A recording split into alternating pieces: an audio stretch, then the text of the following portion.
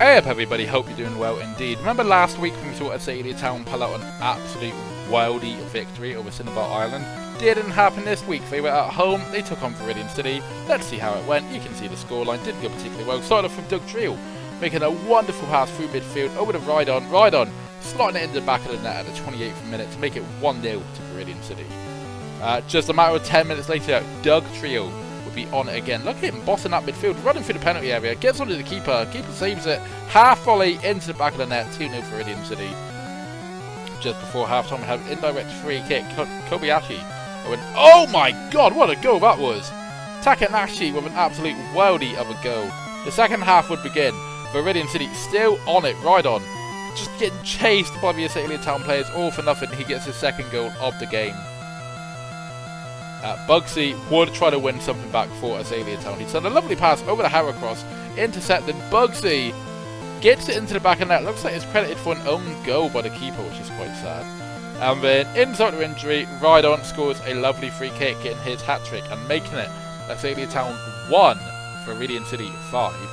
The humiliating wait for a victory would go on for Saffron City. Saladon City, with a nicely taken free kick, would win the game 1-0. Saladon City 1, Saffron City 0. So Viridian City would go up against Equitique City. And look at this run from Gyarados. Gyarados running for his life, smashing it into the back of the net, making it 1-0 to Cerulean City 10 minutes into the game. And then just 3 minutes later, look who's on the run again. It's Gyarados himself. He's got two people past him. He doesn't care. Slots it into the back of the net. Cerulean City 2, Equitique City 0. And normally fighting types should be good against steel types. Apparently, Sharnwood City did not get the note here, nor did Olivine City. Starting off with an absolute worldie of a goal from Nakatani there. Beautifully taken goal. Steelix would be up next with a penalty in the left corner, making it 2-0. Second half, quite deep into the second half at this point. There'll be a little bit of fake Chuck of all people, really dropping the ball there, setting up the ball for Skeezer to tap it in for 3-0. And in the dying moments of the game, Mayuaki will send it over to Yaki, who will send it to Skeezer. Skeezer over to Kaliyama. Kaliyama slotted it into the back of the net.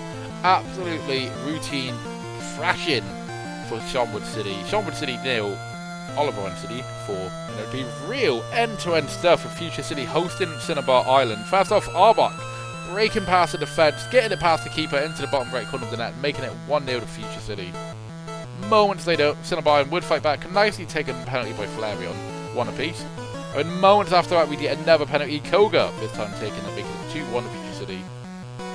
And then, well, no, not the final moments of the game, actually, just a bit after half-time, there'd be a defensive faux pas from Weeze and Flareon capitalising on that, making it Future City 2, Cinnabar Island 2. And Goldenrod City, who I think are challenging for the league, don't forget, would go up against Mahogany Town, and they'd start things off absolutely wonderfully. Nakajima scoring within 2 minutes of the game itself. 36 minutes in, Polygon would double their lead, and it would look pretty much unstoppable here for Goldenrod City. But Mahogany Town, Bryce must have had a word with him. Who knows what happened here? Nasu scored a lovely goal, sliding across the turf under the keeper, making it 2-1.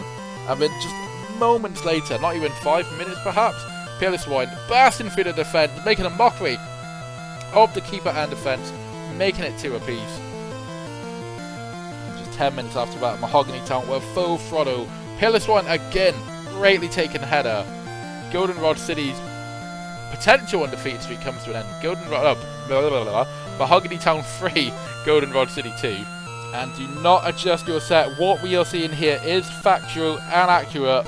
Pewter City have got a victory, their first this season. Golem, 1 minute in, putting them ahead 1-0. Things are looking just looking better from there. Brock himself on the ball down the right flank over to Onyx.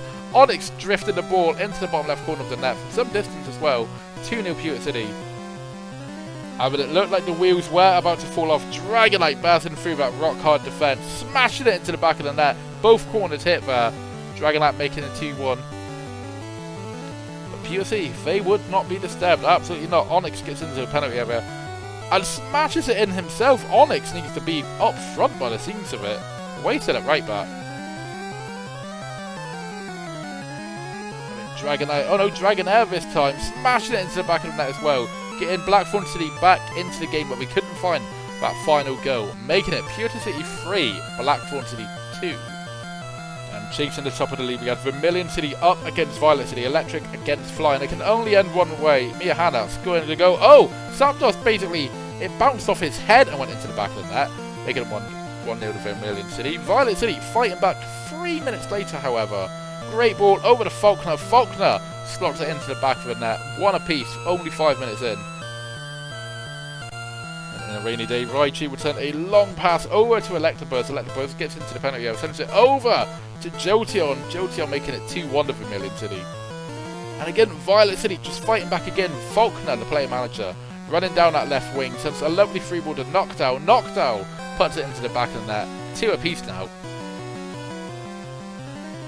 I mean, who knows what happened in this final quarter, but Vermilion City went for it. Zapdos gets into the penalty area, sends it over to Electabuzz. Electabuzz just has to tap it in. Vermilion City go ahead again.